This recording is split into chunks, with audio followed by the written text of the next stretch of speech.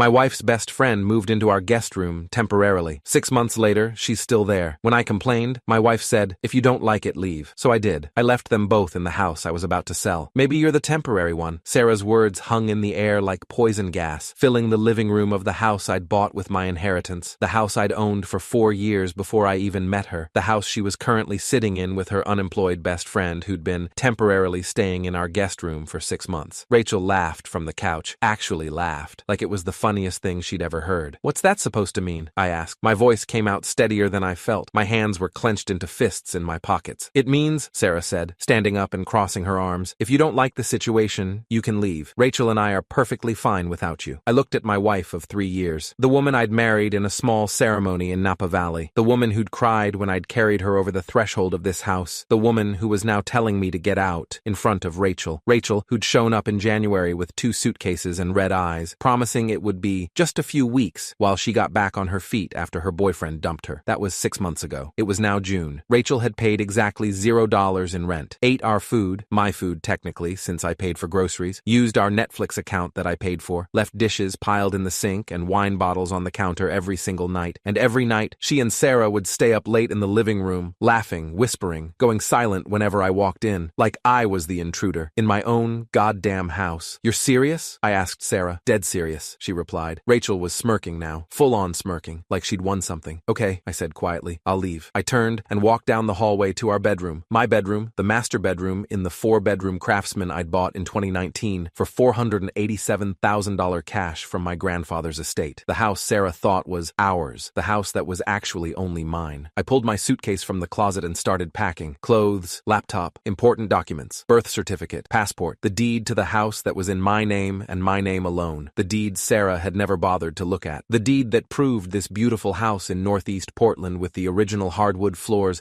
and the renovated kitchen we'd spent $43,000 updating last year. This house belonged to exactly one person, me. Sarah didn't come to the bedroom, didn't ask me to stay, didn't apologize. From the living room, I heard Rachel say, "Good riddance. He was always so uptight about everything." Sarah laughed. My wife laughed. I zipped up my suitcase, took one last look at the bedroom I'd slept in for 7 years, and walked out the front door. Didn't look back, didn't say goodbye, just left. What Sarah didn't know, what she was about to find out, was that the beautiful 4-bedroom Craftsman she loved so much, the house she'd been treating like her personal kingdom for the past 6 months, the house she'd just told me to leave, it wasn't hers. It had never been hers, and I was about to take it away. 6 months earlier, Rachel had shown up on a Tuesday evening in January. It was raining, typical Portland winter, the kind of rain that soaks through everything and makes you question why anyone lives in the Pacific Northwest. Sarah answered the door, and there was Rachel, mascara running down her face, 2 rolling suitcases beside her, looking like a drowned cat. "He cheated on me," Rachel sobbed, "with his coworker. I caught them together. I can't go back to that apartment. Please, Sarah, please, can I stay here for a little while?" Sarah looked at me. I knew that look, the look that said, "We have to help her. She's my best friend. Don't be an asshole about this." "Of course," I said. "Stay as long as you need." I meant a week, maybe 2. Rachel moved into the guest room that night. The first week was fine. She stayed in her room mostly, cried, watched Netflix. Sarah brought her food and wine and they'd talk for hours. Best friend stuff. I got it. The second week was when the pattern started. Rachel would be up when I left for work at 7 a.m., sitting at the kitchen counter in her pajamas, drinking the coffee I'd made. "Morning," she'd say, barely looking up from her phone. I'd come home at 6 p.m. and she'd still be in pajamas, still on her phone, dishes in the sink, my dishes, since she'd used them for whatever she'd eaten that day. "Did you have a good day?" Sarah would ask when I walked in. "Yeah." "Did Rachel look for apartments today?" "She's still processing the breakup. Give her time." Week 3, Rachel started eating dinner with us every night, sitting in my spot at the table. I moved to a different chair, didn't say anything. Week 4, I noticed the wine bottles. 3, sometimes 4 empties in the recycling every week. "Is Rachel buying her own wine?" I asked Sarah one night. "Jesus, really? You're going to nickel and dime my best friend who's going through a crisis?" "I'm just asking. She's our guest. Don't be petty." I wasn't being petty. I was watching my grocery bill climb from $400 a month to $700, watching my electric bill go up because Rachel kept the guest room at 72 degrees and took 40-minute showers, watching my wife spend more time with Rachel than with me. Week 8, I tried to have a conversation. "Can we talk about a timeline?" I asked one evening after dinner. Rachel had gone to her room, or her room, as Sarah had started calling it. Sarah looked at me like I'd suggested drowning puppies. "She's my best friend. She needs us. She needs a job. And her own place. It's been 2 months. You're being selfish," Rachel called from the hallway. She'd been listening. "Sarah said you'd be like this," Rachel continued, walking into the kitchen. "Said you were always worried about money, always keeping score." I stared at my wife. "You talked about me behind my back? Don't be paranoid, Sarah said. We're just venting. Friends do that. About me? In my own house? Our house, Sarah corrected. But it wasn't our house. It was my house. And I was starting to realize I needed to remind her of that. The plan I checked into the Kimpton Hotel downtown. Paid for a week up front. $1,847, including tax. Expensive, but worth it for the clarity of mind, the space to think, the distance from Sarah and Rachel, and the toxic situation I'd been living in for 6 months. I called my real estate agent at 9:23 p.m. from the hotel room. Jennifer Lawson, 47 years old, 22 years in Portland real estate, the woman who'd helped me buy the house in the first place. David, is everything okay? I want to list the house as soon as possible. Silence on the line. You and Sarah just renovated the kitchen, the bathroom. Are you guys okay? We're getting divorced. I want the house sold before the paperwork is filed. Oh, David, I'm so sorry. Can you list it? Of course. I can have it ready by Monday. Professional photos, staging consultation, the works. The market is insane right now. You'll get over asking, guaranteed. Good. Do it. Next call. My lawyer, Thomas Chen, 53 years old. Family law specialist. 15 years practicing in Oregon. The attorney who'd handled the prenuptial agreement Sarah and I had signed before getting married. The prenup Sarah had insisted on, actually. She'd wanted to protect her student loan debt, $67,000 from grad school, from becoming marital property. I'd agreed. And my lawyer had added one critical clause. The house at 847 Maple Street, purchased by David Morrison prior to marriage, would remain separate property. Sarah had signed it without reading it carefully. I'd read every word. Tom, it's David Morrison. David, long time. What's going on? I'm selling the house. Sarah's living there with her friend. What do I need to do legally? Is Sarah on the deed? No, just me. Is this friend paying rent? No. Then they're both guests in your home. You need to give proper notice. 30 days in Oregon for month-to-month occupancy. After that, if they don't leave, you can file for eviction. How fast can we move? I can draft the notice tonight. Have it delivered tomorrow. That starts the clock. 30 days from delivery, they're legally required to vacate. Do it. I hung up and sat on the hotel bed, staring at the city lights through the window. My phone buzzed. Sarah. 16 missed calls. I ignored them all. Checked my email instead. Tom had already sent the notice. Notice to vacate premises to Sarah Morrison and Rachel Brennan. This letter serves as official 30-day notice that the property located at 847 Maple Street, Portland, or 97212, will be sold. All occupants must vacate the premises by July 15, 2024, at 11:59 p.m. Failure to vacate will result in legal action, including eviction proceedings and trespassing charges. David Morrison, owner. I approved it. Tom sent it via courier for morning delivery. Signature required. Then I blocked Sarah's number. Blocked Rachel's too. Changed my passwords. Netflix, Hulu, Amazon, bank accounts, everything. Cut off the credit card I'd given Sarah for household expenses. Started the divorce paperwork and went to sleep for the first time in 6 months without the sound of Sarah and Rachel laughing in the next room. The courier delivered the notice at 8:47 a.m. I got the confirmation email while eating breakfast at the hotel restaurant. My phone, the burner phone I'd bought specifically for this, started ringing 12 minutes later. Sarah's sister. I didn't answer. Then Sarah's mom. Ignored. Then a number I didn't recognize. I answered. David, it's Rachel. What the fuck is going on? I'm selling the house. You can't do that. We live here. You're a guest. Guests don't have property rights. Read the notice. Sarah's your wife? Sarah told me to leave. I'm just finishing what she started. I hung up. Blocked that number too. The listing Jennifer moved fast. Professional photographer came Monday morning while Sarah and Rachel were both, miraculously, out of the house. I still had my key. Let him in. He shot for 3 hours. The house looked incredible. The renovated kitchen with its quartz countertops and subway tile backsplash, the original hardwood floors we'd refinished, the clawfoot tub in the master bathroom, the built-in bookshelves in the living room, listed Tuesday morning at $649,000, 27 showings scheduled for the first weekend. I got an email from Sarah that afternoon. You can't just kick me out. This is my home. I replied from my burner email. Check the deed. It's my home. You have 30 days. She wrote back. You're insane. I'm your wife. We can work this out. Please call me. I wrote back. You told me to leave. You chose Rachel over me. Now deal with the consequences. Her response. I was angry. I didn't mean it. Please don't do this. Mine. You meant it. And I'm doing this. 30 days. 3 days later, the for sale sign went up in the front yard. Big red and white sign. Jennifer's smiling face on it. Open house. Saturday and Sunday, 1-4 p.m. Sarah called Jennifer. Jennifer called me. Your wife is threatening to sabotage the showings. She says she's going to tell everyone who comes through that you're illegally evicting her. Tell her that's defamation, and I'll sue. Also tell her to read the deed. Her name isn't on it. She says you promised to add her to the deed after you got married. I never promised that. It's in writing in the prenup. The house remains separate property. Okay, I'll let her know. The open house went forward. 43 people showed up Saturday, 51 on Sunday. Sarah and Rachel left during the showings. Jennifer had made it clear they had to, or she'd call the police for interference with a real estate transaction. We had 7 offers by Monday morning. The highest was $668,000,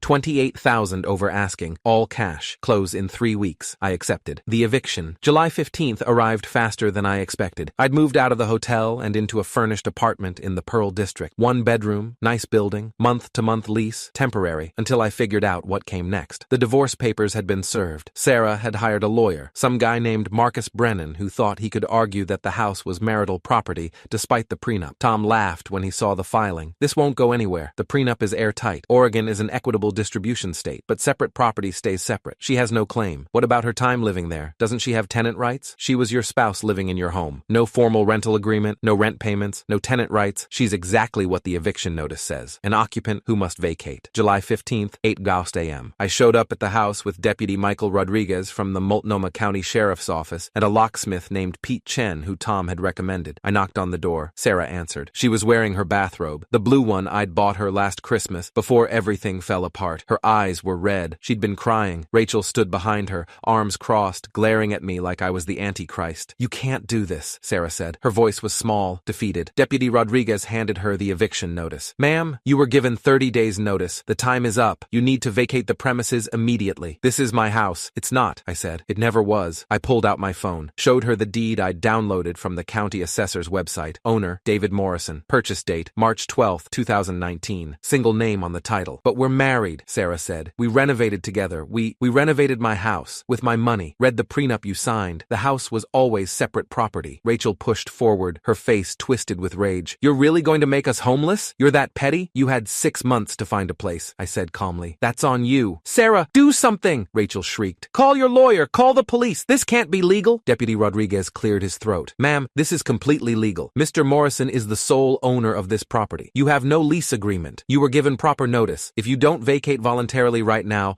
I'll be forced to remove you. Sarah looked at me, really looked at me, maybe for the first time in 6 months. Please, she said quietly. Can we talk about this? Can we work something out? You told me to leave, I said. You chose Rachel over me. You laughed when she said good riddance. You made your choice. Now I'm making mine. I was angry. I didn't mean you meant it, and I'm finishing what you started. Deputy Rodriguez looked at his watch. Ladies, I need you to begin gathering your belongings. You have 2 hours to collect your personal items. After that, anything remaining becomes the property owner's to dispose of. They packed in chaos. Sarah crying the whole time, throwing clothes into garbage bags, Rachel screaming, calling me every name in the book. You're pathetic, she yelled from the guest room. What kind of man kicks out his own wife? The kind whose wife told him to leave, I called back. I stood in the driveway and watched. My chest felt tight, not from sadness, from something else. Control, freedom, the power of consequences. Pete the locksmith was ready with new locks, waiting for them to clear out so he could change every lock in the house. The new owners were taking possession tomorrow. Their moving truck was scheduled for 9 a.m. At 10:47 a.m., Sarah and Rachel finally finished packing. Rachel's car, a beat-up Honda Civic with a dent in the rear bumper, was stuffed to the ceiling with garbage bags and boxes. Sarah had called an Uber for her stuff. It took 2 trips. When they were finally done, Sarah stopped at the end of the driveway, rolled down her car window. I hope you're happy, she said. I looked at my wife, the woman who'd told me to leave, who'd chosen her freeloading best friend over me, who'd laughed when Rachel said good riddance, who'd spent 6 months disrespecting me in my own home, the home she thought was hers, the home she'd just lost. I'm not happy, I replied. Pete started changing the locks behind me, the metallic sound of the old deadbolt coming out, the new one going in. But I'm free. Sarah's face crumpled. She drove away. Rachel's car followed. I stood there for a long moment. Then I went inside my house one last time, walked through the empty rooms, the kitchen where Sarah and I used to cook together, the living room where we'd watched movies, the bedroom where we'd slept, all empty now, all mine, all about to belong to someone else. And I felt nothing but relief. 3 months later, the divorce was finalized in October. Sarah's lawyer tried to argue for spousal support. Tom shut it down. Your client was employed full-time during the marriage. She has a master's degree and earning capacity. She voluntarily chose to end the relationship by telling my client to leave. No grounds for support. The judge agreed. Sarah got nothing. Split of marital assets. We'd had a joint checking account with $14,000 in it. She got half, $7,000. That was it. Everything else, my retirement accounts, my investments, my car, was separate property under the prenup. The house sold and closed without complications. I netted $627,000 after agent fees and closing costs. Used it to buy a condo in the Pearl District, 2 bedrooms, 20th floor, view of the river, paid cash, invested the rest, started dating again in November, met someone nice, a teacher named Amanda, kind, independent, had her own apartment, her own life. Nothing like Sarah. I ran into Rachel once, at a coffee shop in December. She was working there, wearing a green apron, taking orders. She saw me. Her face went red. What do you want? She asked when I got to the counter. Coffee, medium dark roast. She made it in silence. silence, slammed it on the counter. That'll be $3.50. I paid. How's Sarah? I asked. Fuck you. I'll take that as not great. You destroyed her life. She destroyed her own life. I just stopped enabling it. You're a monster. I'm the guy who owned a house. She was the one who forgot that. I took my coffee and left. Never saw Rachel again. 1 year later, Sarah sent me an email. Subject: I'm sorry. I almost deleted it without reading. Didn't. David, I know you probably don't want to hear from me. I know I don't deserve your attention, but I need to say this. I'm sorry. I'm sorry for choosing Rachel over you. I'm sorry for telling you to leave. I'm sorry for taking you for granted.